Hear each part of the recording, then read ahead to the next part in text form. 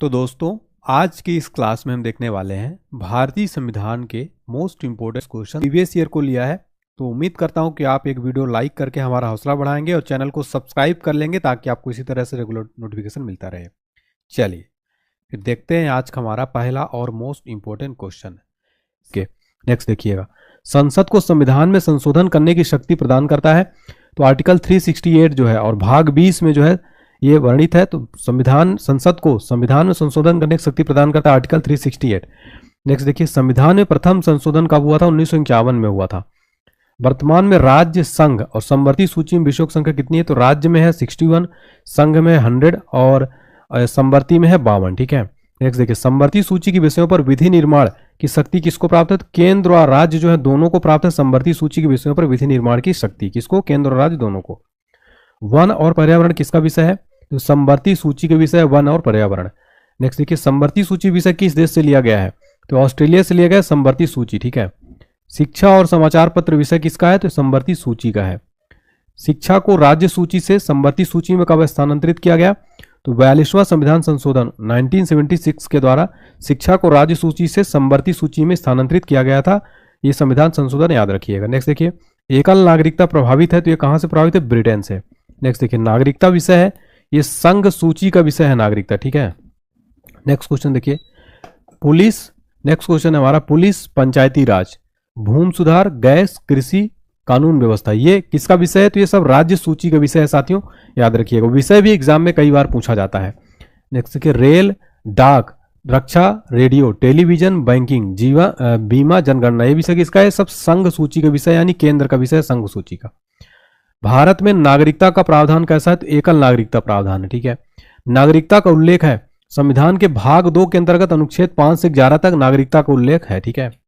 Next देखिए, भारतीय नागरिकता प्राप्त की जा सकती है तो जन्म से, वंश परंपरा से, पंजीकरण से, देशीकरण से तथा भूमि के अर्जन द्वारा। पंजीकरण द्वारा नागरिकता प्राप्त करने के लिए भारत में निवास करना होगा, तो 5 वर्षों तक जो है निवास करना होगा। नेक्स्ट देखिए, देशीकरण द्वारा नागरिकता प्राप्त करने के लिए भारत में निवास करना होगा 5 वर्ष तक। पहला नागरिक संशोधन बिल पारित कब किया गया था? 1955 में पारित किया गया था। मौलिक अधिकार संविधान के किस भाग में वर्णित है? तो भाग 3 में अनुच्छेद 12 से 35 जो है मौलिक अधिकारों के बारे में संविधान में वर्णित किया गया है, याद रखिएगा साथियों। और ये जो है मोस्ट इंपोर्टेंट क्वेश्चन हो जाएगा। ठीक है, स्टार मार्क कर लीजिए। भारत का मैग्ना कार्टा यानी अधिकार पत्र किसे कहा गया है? तो भाग 3 को जो है भारत का मैग्ना कार्टा या अधिकार पत्र कहा गया है। मूल संविधान में कितने मौलिक अधिकार थे? टोटल 7 मौलिक अधिकार थे मूल संविधान में। फिर है वर्तमान में कितने मौलिक अधिकार है? टोटल 6 मौलिक अधिकार है वर्तमान में। ठीक है। नेक्स्ट देखिए, संपत्ति के अधिकार को मूल अधिकार की सूची से हटाकर विधिक अधिकार कब किया गया? तो 44वां संविधान संशोधन 1978 के द्वारा। और अनुच्छेद कौन सा? 300 का में है। ठीक है। मौलिक अधिकार को मूल अधिकार की सूची संपत्ति के अधिकार को मूल अधिकार की सूची से हटाकर विधिक अधिकार किया गया। नेक्स्ट है, मौलिक अधिकारों को संशोधित करने की अधिकार किसको है? संसद को है केवल। ठीक है। संसद को मौलिक अधिकारों में संशोधन का अधिकार दिया तो केशवानंद भारतीवाद ने। मौलिक अधिकारों को रक्षक कहा गया है। सर्वोच्च न्यायालय तथा उच्च न्यायालय को मौलिक अधिकार का रक्षक कहा गया है। मौलिक अधिकारों का निलंबन कर सकता है तो राष्ट्रपति जो है मौलिक अधिकारों को निलंबन कर सकता है। अनुच्छेद 14 में कानून की समानता का अधिकार लिया गया है, तो ब्रिटेन से लिया गया है अनुच्छेद 14 में कानून की समानता का अधिकार। नेक्स्ट देखिए, अस्पृश्यता का अंत है तो आर्टिकल 17 में अस्पृश्यता का अंत है। उपाधियों का अंत है, अनुच्छेद 18 में उपाधियों के अंत के बारे में बात की गई है। प्रेस की स्वतंत्रता या बोलने की स्वतंत्रता वर्णित है, अनुच्छेद 19(1) का में प्रेस की स्वतंत्रता या बोलने की स्वतंत्रता वर्णित है। ठीक है ना। नेक्स्ट देखिए, चौथा स्तंभ जो है यानी फोर्थ पिलर किसको कहते हैं? प्रेस को। मीडिया को फोर्थ पिलर कहते हैं। चौथा स्तंभ इंगित करता है प्रेस को। प्राण और दैहिक स्वतंत्रता का संरक्षण वर्णित है, अनुच्छेद 21 में जो है प्राण और दैहिक स्वतंत्रता का संरक्षण वर्णित है। अल्पसंख्यक वर्गों के हितों का संरक्षण संबंधी अधिकार उल्लिखित है, आर्टिकल 29 में अल्पसंख्यक वर्गों के हितों का संरक्षण संबंधी अधिकार उल्लिखित है। 6 से 14 वर्ष की उम्र के बच्चों के लिए निःशुल्क शिक्षा अनिवार्य किया गया है। 86वां संविधान संशोधन सन 2002 के द्वारा अनुच्छेद 21 का में 6 से 14 वर्ष की उम्र के बच्चों के लिए निःशुल्क शिक्षा अनिवार्य किया गया है। नेक्स्ट देखिए, 86वें संविधान संशोधन द्वारा प्रस्तावित शिक्षा का अधिकार लागू हुआ था। 1 अप्रैल सन 2010 से शिक्षा का अधिकार लागू हुआ था। नीति निर्देशक सिद्धांत प्रावधान संविधान में वर्णित है, तो भाग 4 में अनुच्छेद 36 से 51 तक नीति निर्देशक सिद्धांत जो है संविधान में वर्णित है। भाग 4 आर्टिकल याद रखिएगा 36 से 51। नेक्स्ट देखिए, 14 वर्ष से कम आयु के बच्चों द्वारा जोखिम भरा काम प्रतिषेध किया गया है। अनुच्छेद 24 में 14 वर्ष से कम आयु के बच्चों द्वारा जोखिम भरा काम जो है प्रतिषेध किया गया है। मौलिक अधिकारों को प्रवर्तित कराने हेतु अनुच्छेद 32 के तहत सर्वोच्च न्यायालय के कितने प्रकार के रिट जारी करता है?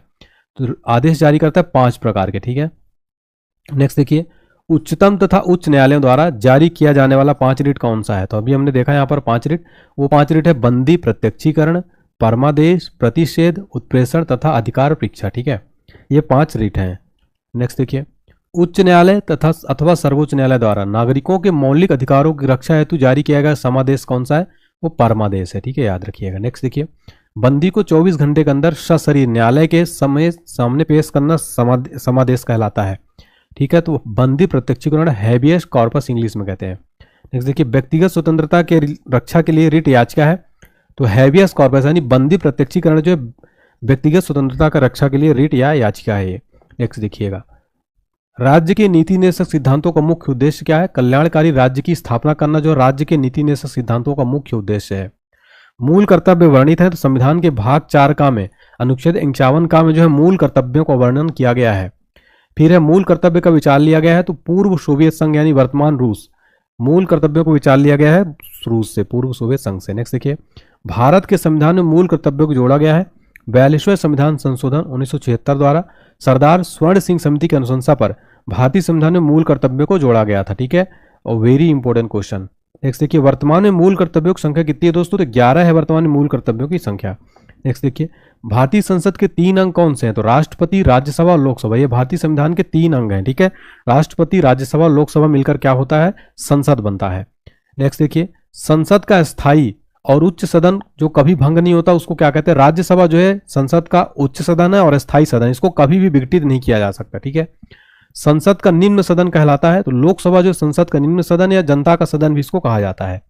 इसलिए संसद भवन का डिजाइन तैयार किया था सर हर्बर्ट बेकर और एडमंड लुटियंस ने संसद भवन का डिजाइन तैयार किया। साथियों देखिए, जो नया संसद भवन है इसके बारे में आपको इस वीडियो में बताऊंगा और काफी इंपॉर्टेंट सारे क्वेश्चन नए संसद भवन के बारे में आपको बताऊंगा। नेक्स्ट देखिए, संसद भवन की नींव कब रखी गई थी? 1921 में संसद भवन की नींव रखी गई थी। संसद भवन का उद्घाटन किया गया था 18 जनवरी 1927 को लॉर्ड इरविन के द्वारा संसद भवन का उद्घाटन किया गया था। नया संसद भवन के बारे में हम पूरे फैक्ट जानेंगे, लेकिन इस वीडियो में आपको मैं कहीं भी बताऊंगा, तो वीडियो लास्ट तक देखते रहिएगा। काफी इंपॉर्टेंट वीडियो होने वाली है। उम्मीद करता हूं आपको वीडियो पसंद आ रही होगी। अगर पसंद आ रही तो प्लीज वीडियो में कमेंट करके बताइएगा। आप हमें एक प्यारा सा कमेंट करिए कि कैसी लग रही है क्लास साथियों। अगर अच्छी लगी तो प्लीज लिख दिए सभी बच्चे नाइस क्लास सर। ठीक है, तो उससे हमें मोटिवेशन मिलता है। इसी तरह से आपको और वीडियोस में लेके आऊंगा फ्री में।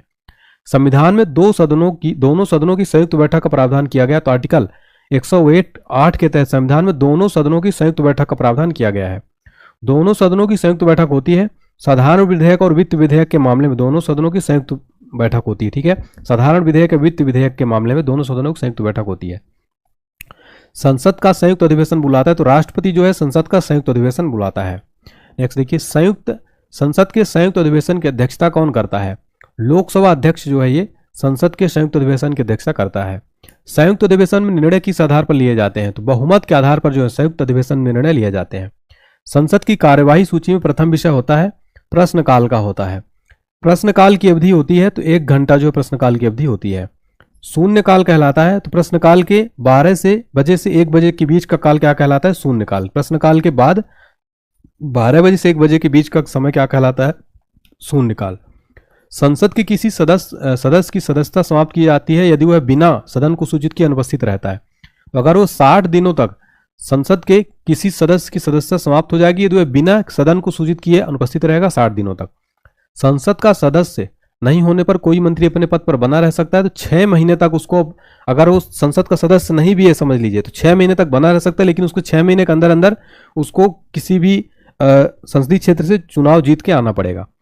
संसद के 2 क्रमिक अधिवेशनों के बीच अधिकतम समय अंतराल होता है 6 माह का। ठीक है, भारत के प्रथम नागरिक कौन होते हैं? तो भारत के प्रथम नागरिक होते हैं राष्ट्रपति। संविधान में राष्ट्रपति पद की व्यवस्था की गई, तो अनुच्छेद 52 के तहत संविधान में राष्ट्रपति पद की व्यवस्था की गई है। राष्ट्रपति का पद राष्ट्रपति पर महाभियोग लिया गया है, तो अमेरिका के संविधान से राष्ट्रपति पद एवं राष्ट्रपति पर महाभियोग कहां से लिया गया है? अमेरिका के संविधान से राष्ट्रपति का पद और राष्ट्रपति पर महाभियोग लिया गया है। राष्ट्रपति के कार्य और शक्तियां लिया गया है, तो ब्रिटेन के संविधान से राष्ट्रपति के कार्य और शक्तियां लिया गया है। कार्यपालिका का प्रमुख होता है, तो कार्यपालिका का प्रमुख राष्ट्रपति जो है कार्यपालिका का प्रमुख होता है। तीनों सेनाओं का सेनापति कौन होता है? तो भारत के राष्ट्रपति तीनों सेनाओं के सेनापति होते हैं। नेक्स्ट देखिए, राष्ट्रपति पद के लिए न्यूनतम आयु कितनी होनी चाहिए? तो 35 वर्ष जो है राष्ट्रपति का चुनाव लड़ने के लिए 35 वर्ष की न्यूनतम आयु होनी चाहिए। राष्ट्रपति का कार्यकाल होता है, तो राष्ट्रपति का कार्यकाल 5 वर्षों का होता है साथियों। राष्ट्रपति का मासिक वेतन कितना होता है? मासिक वेतन होता है 5 लाख रुपए, और ये टैक्स फ्री होता है राष्ट्रपति का जो वेतन होता है। राष्ट्रपति का चुनाव होता है तो एकल संक्रमणीय प्रणाली के आधार पर अप्रत्यक्ष मतदान के द्वारा राष्ट्रपति का चुनाव होता है। राष्ट्रपति के चुनाव में भाग लेते हैं तो संसद व राज्य विधानसभाओं के निर्वाचित सदस्य जो राष्ट्रपति के चुनाव में भाग लेते हैं। राष्ट्रपति के निर्वाचन हेतु निर्वाचक मंडल का उल्लेख किया गया है अनुच्छेद 54 में। राष्ट्रपति के निर्वाचक हेतु निर्वाचक मंडल का उल्लेख किया गया आर्टिकल 54 में। नेक्स्ट, राष्ट्रपति को उम्मीदवार के नामांकन हेतु प्रस्तावक एवं अनुमोदकों की संख्या कितनी होती है? तो 50-50 जो है साथियों, राष्ट्रपति के उम्मीदवार के नामांकन हेतु प्रस्तावक और अनुमोदकों की संख्या होती है 50-50, तो याद रखिएगा, ठीक है। राष्ट्रपति को पद की शपथ कौन दिलाता है? तो भारत के जो मुख्य न्यायाधीश होते हैं, चीफ जस्टिस ऑफ इंडिया, राष्ट्रपति को पद की शपथ दिलाते हैं। राष्ट्रपति को पद से हटाया जा सकता है तो महाभियोग के द्वारा अनुच्छेद 61 के तहत राष्ट्रपति को पद से हटाया जा सकता है। राष्ट्रपति पर महाभियोग आरोप लगाया जा सकता है तो संसद के किसी भी सदन द्वारा, यानी लोकसभा या राज्यसभा, किसी भी सदन में महाभियोग जो है लगाया जा सकता है। नेक्स्ट है, राष्ट्रपति पर महाभियोग लगाने की सूचना दी जाती है तो 14 दिन पूर्व राष्ट्रपति को ही राष्ट्रपति पर महाभियोग लगाने की सूचना जो है उससे पहले दी जाती है। 14 दिन पूर्व राष्ट्रपति को यह सूचना दी जाती है तो महाभियोग आपके ऊपर लगने वाला है। राष्ट्रपति त्यागपत्र सौंपता है, उपराष्ट्रपति को त्यागपत्र राष्ट्रपति सौंपता है। राष्ट्रपति का रिक्त स्थान भर लिया जाता है, 6 महीने में राष्ट्रपति का रिक्त स्थान भर लिया जाता है। संसद के लिए राष्ट्रपति का अभिभाषण कौन तैयार करता है? केंद्रीय मंत्रिमंडल जो है संसद के लिए राष्ट्रपति का अभिभाषण तैयार करता है। नेक्स्ट देखिए, राष्ट्रपति लोकसभा भंग करता है तो प्रधानमंत्री की सलाह पर आर्टिकल 85 के तहत राष्ट्रपति लोकसभा को भंग कर सकता है। नेक्स्ट देखिए, मृत्युदंड क्षमा करने का अधिकार है तो राष्ट्रपति को है आर्टिकल 72 के तहत मृत्युदंड क्षमा करने का अधिकार। किसको? भारत के राष्ट्रपति को आर्टिकल 72 के तहत। लोकसभा में कितने सदस्यों को राष्ट्रपति मनोनीत करता है? 2 सदस्यों को लोकसभा मनोनीत करता है एंग्लो इंडियन, लेकिन अभी इसको हटा दिया गया है एंग्लो इंडियन को साथियों। अब जो है इसको नहीं किया जाता है, राष्ट्रपति द्वारा एंग्लो इंडियन को जो है हटा दिया गया, ठीक है। तो ये भी आपको पॉइंट नोट कर लेना, वेरी वेरी इंपॉर्टेंट क्वेश्चन है। कभी बहुत बार एग्जाम में ये पूछा जाता है, इसलिए अभी जो है ये एंग्लो इंडियन को हटा दिया गया, अभी अब जो है मनोनीत नहीं करते हैं, ठीक है ना। चलिए नेक्स्ट अगला क्वेश्चन देखते हैं। राष्ट्रपति मंत्रियों की नियुक्ति करता है तो प्रधानमंत्री के परामर्श पर जो है राष्ट्रपति मंत्रियों की नियुक्ति करता है, ठीक है ना। चलिए नेक्स्ट देखिए, किसी भी विधि के लिए सर्वोच्च न्यायालय से परामर्श मांगने का अधिकार है तो किसी भी विधि के लिए सर्वोच्च न्यायालय से परामर्श मांगने का अधिकार राष्ट्रपति को आर्टिकल 143 के तहत। नेक्स्ट देखिए, भारत के प्रथम राष्ट्रपति कौन थे? डॉक्टर राजेंद्र प्रसाद भारत के पहले राष्ट्रपति थे, ठीक है। नेक्स्ट देखिए, भारत के प्रथम दलित राष्ट्रपति कौन थे? तो KR नारायण भारत के पहले दलित राष्ट्रपति थे, ठीक है। तो ये भी आपको जो है याद रखना, वेरी वेरी इंपॉर्टेंट क्वेश्चन हो जाता है, ठीक है। चलिए नेक्स्ट देखिए, प्रथम कार्यवाहक राष्ट्रपति कौन थे? VV गिरी प्रथम कार्यवाहक राष्ट्रपति थे। निर्विरोध निर्वाचित राष्ट्रपति कौन थे? नीलम संजीव रेड्डी, N संजीव रेड्डी। राष्ट्रपति का चुनाव लड़ने वाली प्रथम महिला उम्मीदवार कौन थी? कैप्टन लक्ष्मी सहगल जो है राष्ट्रपति का चुनाव लड़ने वाली प्रथम महिला उम्मीदवार थी। राष्ट्रपति जिनकी मृत्यु कार्यकाल के दौरान हो गई तो फखरुद्दीन अली अहमद व जाकिर हुसैन, इन राष्ट्रपतियों की मृत्यु कार्यकाल के दौरान हो गई थी। एकमात्र मुख्य न्यायाधीश जिन्होंने राष्ट्रपति के पद पर कार्य किया, M हिदायतुल्लाह, ये जो है एकमात्र मुख्य न्यायाधीश है जिन्होंने राष्ट्रपति के पद पर भी कार्य किया। देश की प्रथम महिला राष्ट्रपति कौन थी? प्रतिभा देवी सिंह पाटिल ये भारत की पहली महिला राष्ट्रपति थी। और पहली आदिवासी महिला राष्ट्रपति कौन है भारत की? तो महामहिम द्रौपदी मुर्मू जी जो है साथियों, ये भारत की पहली आदिवासी महिला राष्ट्रपति हैं। पद से त्यागपत्र देने वाले प्रथम राष्ट्रपति कौन थे? तो VV गिरी जो है ये पद से त्यागपत्र देने वाले प्रथम राष्ट्रपति थे। नेक्स्ट है, दोनों सदनों का अधिवेशन न चल रहा हो तो अध्यादेश जारी करता है। राष्ट्रपति जो दोनों सदनों का अधिवेशन न चल रहा तो अध्यादेश जारी करता है कि इस आर्टिकल के तहत आर्टिकल 123 के तहत 123 के तहत अध्यादेश जारी करता है। नेक्स्ट देखिए, राष्ट्रपति और उपराष्ट्रपति को वेतन प्रदान किया जाता है, संचित निधि द्वारा प्रदान किया जाता है। संविधान के भाग 18 में 3 प्रकार के आपातकाल की व्यवस्था की गई, कौन कौन से? राष्ट्रीय आपात, राष्ट्रपति शासन और वित्तीय आपात। ये 3 प्रकार के आपात कौन कौन से याद रखिएगा संविधान के भाग 18 में, राष्ट्रीय आपात, राष्ट्रपति शासन और वित्तीय आपात। अनुच्छेद 352 में किससे संबंधित है? तो आर्टिकल 352 राष्ट्रीय आपात से रिलेटेड, नेशनल इमरजेंसी, ठीक है। नेक्स्ट देखिए, राष्ट्रीय आपात का आधार क्या है? युद्ध, बाह्य आक्रमण, आंतरिक अशांति या सशस्त्र विद्रोह, ये जब होगा तो राष्ट्रीय आपात जो है घोषित हो जाएगा। पहली बार राष्ट्रीय आपात कब घोषित किया गया था, वेरी इंपॉर्टेंट क्वेश्चन है। 26 अक्टूबर 1962 को भारत चीन युद्ध के समय पहली बार जो है राष्ट्रीय आपात घोषित किया गया। और फिर दूसरी बार जो राष्ट्रीय आपात घोषित किया गया कब किया गया, 3 दिसंबर 1971 को भारत पाकिस्तान युद्ध के समय जब हुआ था, दूसरी बार राष्ट्रीय आपात घोषित किया गया था। नेक्स्ट देखिए, सर्वप्रथम राष्ट्रपति शासन अनुच्छेद 356 के तहत लागू हुआ था किस राज्य में, पंजाब में। 1951 में सर्वप्रथम राष्ट्रपति शासन लागू हुआ था किस राज्य में, पंजाब में। सबसे ज्यादा बार राष्ट्रपति शासन लगा है उत्तर प्रदेश में, सबसे ज्यादा बार जो है राष्ट्रपति शासन लगा हुआ है, ठीक है, सबसे ज्यादा बार। राष्ट्रपति शासन की न्यूनतम तथा अधिकतम अवधि होती है, तो राष्ट्रपति शासन की न्यूनतम अवधि 6 माह होती है और अधिकतम जो है राष्ट्रपति शासन की अधिकतम अवधि 3 वर्ष। वित्तीय आपातकाल की घोषणा की जा सकती है, तो राष्ट्रपति द्वारा अनुच्छेद 360 के तहत जो है वित्तीय आपातकाल की घोषणा की जा सकती है, राष्ट्रपति के द्वारा अनुच्छेद 360 के तहत, ठीक है। नेक्स्ट देखिए, वेरी इंपॉर्टेंट क्वेश्चन है साथियों, एग्जाम में बहुत बार पूछा गया लेकिन इसमें बच्चे बहुत गलती करते हैं। अब तक कितनी बार वित्तीय आपात घोषित किया जा चुका है, तो अभी तक वित्तीय आपात भारत में एक बार भी नहीं लगा है ना, वित्तीय आपातकाल अभी तक एक बार भी नहीं हुआ है, ठीक है। नेक्स्ट देखिए, राष्ट्रपति भवन का डिजाइन किसने तैयार किया था, तो पुराने राष्ट्रपति भवन जो है एडवर्ड लुटियंस द्वारा, ठीक है, याद रखिएगा। राष्ट्रपति भवन स्थित है रायसीना पहाड़ी पर जो है राष्ट्रपति भवन स्थित है। संविधान के किस अनुच्छेद के तहत भारत में एक उपराष्ट्रपति होगा, आर्टिकल 63 के तहत संविधान में जो है भारत में एक उपराष्ट्रपति होगा। जब राष्ट्रपति का पद खाली होने पर कार्यभार कौन संभालता है, तो उपराष्ट्रपति अधिकतम 6 माह तक जो है पद संभाल सकते हैं। यदि राष्ट्रपति और उपराष्ट्रपति दोनों अनुपस्थित हो तो राष्ट्रपति का कार्यभार कौन संभालेगा, सर्वोच्च न्यायालय का चीफ जस्टिस, मुख्य न्यायाधीश जो है सर्वोच्च न्यायालय के, वो अगर राष्ट्रपति उपराष्ट्रपति दोनों अनुपस्थित हो। राष्ट्रपति तथा उपराष्ट्रपति के चुनाव संबंधी विवादों का निपटारा कौन करता है, सर्वोच्च न्यायालय जो राष्ट्रपति उपराष्ट्रपति के चुनाव संबंधी विवादों का निपटारा करता है। उपराष्ट्रपति को शपथ कौन दिलाता है, भारत के राष्ट्रपति। उपराष्ट्रपति हेतु न्यूनतम आयु सीमा कितनी होनी चाहिए, 35 वर्ष मिनिमम होनी चाहिए। उपराष्ट्रपति का मासिक वेतन कितना होता है, 4 लाख रुपया पर महीना जो है पर मंथ होता है उपराष्ट्रपति का वेतन। प्रथम उपराष्ट्रपति कौन थे, डॉक्टर सर्वपल्ली राधाकृष्णन भारत के पहले उपराष्ट्रपति थे। उपराष्ट्रपति के चुनाव में भाग लेते हैं तो संसद के दोनों सदनों के सभी सदस्य। प्रधानमंत्री पद की व्यवस्था की गई है, आर्टिकल 74 के तहत प्रधानमंत्री पद की व्यवस्था की गई है। प्रधानमंत्री की नियुक्ति कौन करता है, प्रधानमंत्री की नियुक्ति करता है तो राष्ट्रपति करता है, आर्टिकल 75 के तहत प्रधानमंत्री की नियुक्ति कौन करता है, राष्ट्रपति, आर्टिकल 75 के तहत। नेक्स्ट देखिए, भारत के प्रथम प्रधानमंत्री कौन थे, पंडित जवाहरलाल नेहरू। काफी सिंपल लेकिन अच्छा क्वेश्चन है। भारत के प्रथम उप प्रधानमंत्री कौन थे, ये most important question. Sardar Vallabh भाई पटेल जो थे भारत के पहले डिप्टी पीएम थे साथियों। नेक्स्ट देखिए, प्रधानमंत्री पद के लिए न्यूनतम आयु कितनी होनी चाहिए, 25 वर्ष मिनिमम होनी चाहिए अगर प्रधानमंत्री बनना है तो, ठीक है। नेक्स्ट देखिए, प्रधानमंत्री का कार्यकाल होता है तो 5 वर्षों का प्रधानमंत्री कार्यकाल होता है। संविधान में मंत्रिमंडल शब्द का एक ही बार प्रयोग हुआ है, ठीक है, तो आर्टिकल 352 के खंड 3 में संविधान में मंत्रिमंडल शब्द का एक ही बार प्रयोग हुआ है।